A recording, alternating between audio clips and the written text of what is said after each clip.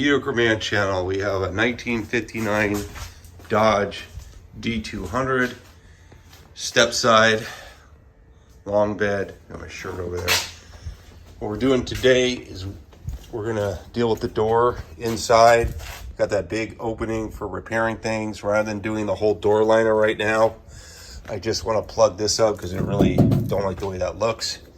So we're taking a piece of 8-inch by 24-inch steel. We're going to cut it down to 18 by 19.5. We already drew our line. We're going to cut it with a grinder with a steel cutting piece on there. Get it done. Then we're going to put super magnets. I think it's 7 of them. We're going to spray paint it first, put super magnets on, and then it'll fit in that spot, won't move, won't chatter.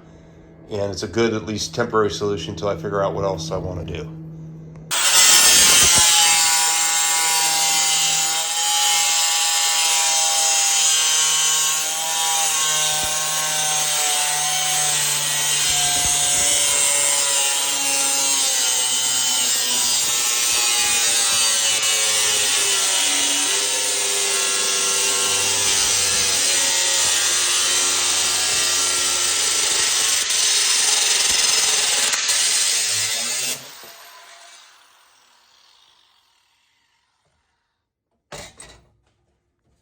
Much better for some reason.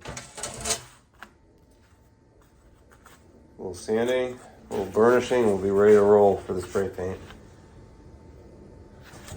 Not terrible. Not perfect either, but not terrible. All right.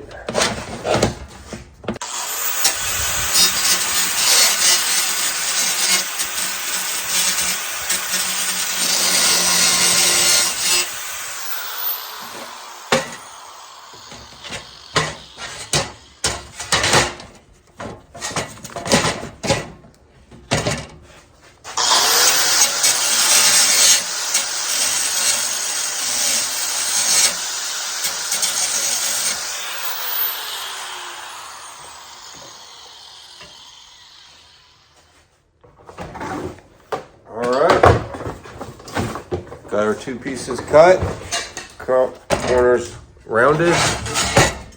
Now we're gonna paint them. Got 1500 grit, just very light sanding.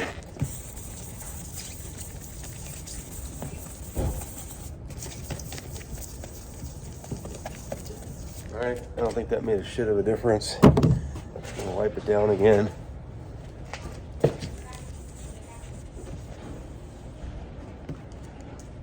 And now we're going to paint.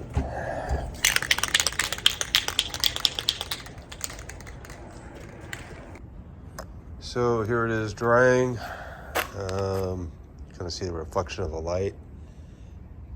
And once it's dry, we'll put the magnets on the back and then shove it in the car and take a look at it. We'll have to wait till tomorrow because it's getting dark. All right, it's morning. It's dry. It looks pretty good. Now we're going to add the magnets. All right, now we got the 6 magnets on there. As you can hear, I'm nasal and sick, unfortunately. Anyway, magnets are on, and let's go look at the door. Sorry, I'm having to film by myself and I don't have my tripod. There's the door.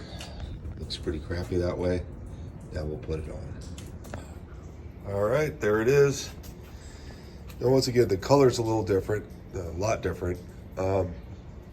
When the right paint comes in, I'll repaint it, but kind of like the two-tone a little bit. And I got some door handles, and then I'm just going to plug these holes with these rivets and then paint the rivets, and maybe paint the inside the door just to give it a cleaner look. I love the rusted patina on the outside, but on the inside I like a cleaner look.